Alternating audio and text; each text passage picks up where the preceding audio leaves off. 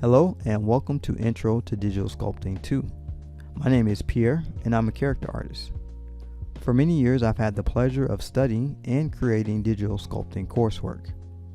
If you enjoy CG art, game art, or 3D print, digital sculpting is a fun and interactive path into the world of polygons.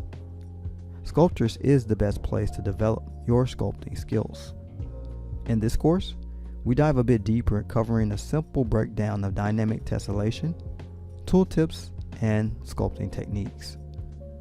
Much of the fundamental information covered will apply to any additional sculpting application you like. This course does assume you've watched Intro to Digital Sculpting with Sculptris or already have some experience with 3D sculpting. So don't delay and let's play with digital clay here in this course.